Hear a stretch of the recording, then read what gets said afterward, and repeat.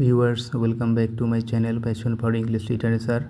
Now I am going to read the critical appreciation of the poem Aunt Jennifer's Tiger, written by Adrian Rees. Viewers, those who have not subscribed to my channel are requested to do so, and thank those who have already subscribed. Let's get started. The critical appreciation of Aunt Jennifer's Tigers, written by Adrian Rees. Adrian Reesের লেখা Aunt Jennifer's Tigers কবিতার critical appreciation. Aunt Jennifer's Tiger was written in 1951. Aunt Jennifer's Tiger কবিতাটি 1951 সালে লেখা হয়েছিল in the beginning of Adrian Rees's poetic career. Adrian Reesের কাব্যিক জীবনের শুরুতে. This poem is a vigorous protest against male chauvinism and patriarchy. এই কবিতাটি পুরুষ শাসন এবং পিতৃতন্ত্রের বিরুদ্ধে একটা জোরালো প্রতিবাদ. That marginalizes women's role in every front. যে পিতৃতন্ত্র এবং পুরুষ শাসন নারীদের ভূমিকাকে প্রত্যেক ক্ষেত্রেই হলো যে বঞ্চিত করতে চায়. It belongs to feministic literary genre like the poem Daddy of Sylvia Plath or the essay Women and Fiction of Virginia Woolf. এই কবিতাটি নারীবাদী ধরনের সাহিত্যের অন্তর্ভুক্ত, লাইক যেমনটা সিলভিয়া প্লাথের কবিতা ডেডি অথবা ভার্জিনিয়া উপের উইমেন অ্যান্ড ফিকশন রচনার মতো. This poem consist of 3 regular stanzas. এই কবিতাটি 3টি নিয়মিত স্ট্যাঞ্জা বেস্তবক দ্বারা গঠিত. ইজ রাইমিং অ্যাজ এ বিইপি. প্রত্যেকটি স্তবকের যে অন্তমিল অর্থাৎ প্রত্যেকটি লাইনের শেষের যে মিল থাকে সেই মিল হচ্ছে এ বি, অর্থাৎ প্রথম এবং দ্বিতীয় লাইনের শেষের যে ধ্বনি বা সাউন্ড একই হবে এবং তৃতীয় এবং চতুর্থের ধ্বনি বা আওয়াজ একই হবে. Through this conventional rhyme scheme. এই প্রচলিত যে অন্তমিলের ছকের মাধ্যমে Rich has managed to suggest a strong protest against patriarchal society.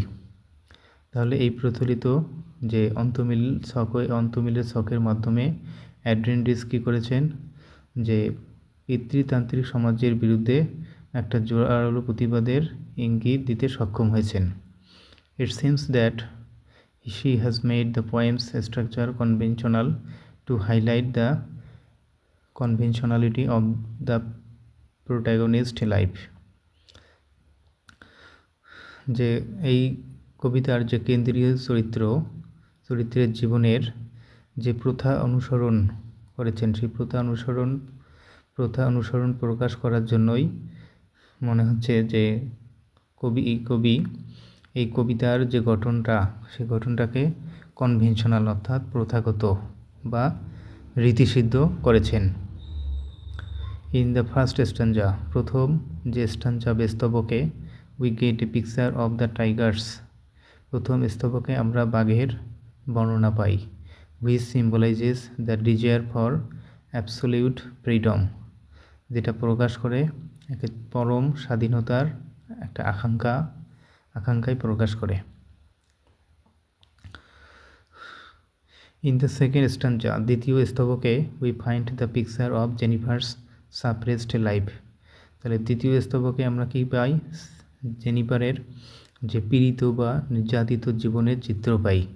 In the final স্ট্যাঞ্জা, সর্বশেষ তৃতীয় অথবা শেষ স্তবকে, রিপ্রেশন অ্যান্ড রিভেলিয়ন ইন্টারঅ্যাক্ট. অর্থাৎ নিপীড়ন এবং বিদ্রোহ এরা পরস্পরের উপর ক্রিয়া করে, অর্থাৎ মিথস্ক্রিয়া দেখা যায়. The final victory is of the sense of freedom which outlives the death of repressed Jennifer. তাহলে ফাইনাল মানে চূড়ান্ত বিজয় হচ্ছে যে স্বাধীনতার হয়ে থাকে, অর্থাৎ বাঘের হয়ে থাকে.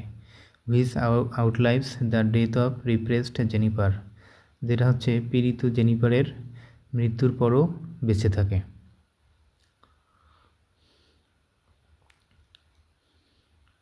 The poem's voice is distant, which is created by the third person narrator. এখানে কবিতার যে ভয়েস সেটা হলো ডিস্ট্যান্ট অর্থাৎ সম্পর্কহীন, which is created by the third person narrator. যেটা তৃতীয় ব্যক্তির মানে থার্ড পারসন নারেটর দ্বারা যে কবিতার ভয়েসটি সৃষ্টি হয়েছে। The third persons view point and the selection of an older generation. তাহলে থার্ড পারসন মানে তৃতীয় ব্যক্তির দৃষ্টিভঙ্গি এবং একটা বয়োজ্যেষ্ঠ প্রজন্মকে তিনি এখানে বাছাই করেছেন। সেই বয়োজ্যেষ্ঠের বাছাই have made and Jennifer more authentic. And জেনিফারকে আরও বেশি অথেন্টিক অর্থাৎ খাঁটি করে তুলেছেন, সত্যি করে তুলেছেন। কিসের জন্য? তৃতীয় ব্যক্তির দৃষ্টিভঙ্গি এবং এখানে একটা মানে বয়োজ্যেষ্ঠ একটা প্রজন্মকে তিনি বাছাই করেছেন। এভাবেই এই অ্যান্ড জেনিফারকে এখানে মানে আরও অথেন্টিক করে তুলেছেন। Moreover, Rees uses an animal imagery to inject the power and vigor in the vision of Jennifer. এখানে রিস কী করেছেন? যে পশুর প্রতিচ্ছবি ব্যবহার করেছেন। To inject the power and vigour in the vision of Jennifer. জেনিফারের দর্শনে শক্তি, ক্ষমতা এবং তেজ প্রবেশ করার জন্য তিনি পশুর প্রতিচ্ছবি ব্যবহার করেছেন। Who terribly misses them in her real life. এবং এই জেনিফার তার যে বাস্তব জীবনে এই শক্তি, ক্ষমতা এগুলোকে তিনি তার অভাববোধ অনুভব করেছিলেন, অর্থাৎ তার বাস্তব জীবনে এগুলোর অভাব ছিল। Rich's tiger signify the vital life force. রিচের যে বাঘগুলো এগুলো হলো গুরুত্বপূর্ণ জীবনী শক্তি প্রকাশ করে। Which the conventional society hardly allows to women. যে জীবনী শক্তি নারীদেরকে অনুমোদন দেয়নি যে প্রচলিত সমাজ। The creator of the tigers Jennifer lives a life of fear, depression and submission. এই বাঘগুলোর যে স্রষ্টা জেনিফার, সে কী করে? একটা ভয়ের জীবন, দমন পীড়নের জীবন এবং অধীনস্থ জীবনযাপন করে।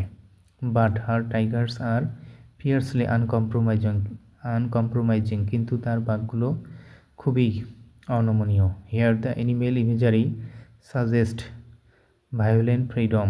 এখানে যে পশুর প্রতিচ্ছবি এটা হলো সহিংস স্বাধীনতার ইঙ্গিত করে। Which women painfully lack. যে সহিংস স্বাধীনতা নারীদের অভাব আছে।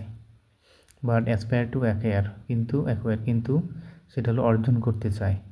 Uncle's wedding band is another symbol used here to indicate the suppressed sufferings of women caused by the patriarchal tradition. মানে আঙ্কেলের যে বিয়ের আংটি সেটা হচ্ছে আরেকটি প্রতীক। ইউজড হেয়ার, যেটা ব্যবহার করা হয়েছে to indicate the suppressed sufferings of women, নারীদের যে পীড়িত কষ্ট সেই কষ্টের ইঙ্গিত দেওয়ার জন্য। Caused by the patriarchal tradition, এবং সেই কষ্ট সৃষ্টি করেছেন পিতৃতান্ত্রিক প্রথা। The choice of diction suggest the vigour of the animals. এই শব্দচয়ন, এই কবিতার যে শব্দচয়ন, সেই শব্দচয়ন দ্বারা বোঝা যায় সেই শব্দচয়নটি প্রাণীদের যে তেজ ইঙ্গিত করে। And the passivity of Jennifer, এবং জেনিফারের যে নিষ্ক্রিয়তা। The words prince, pace, denizen, bright, proud, unafraid, sleek, chivalric are associated with by Tigers.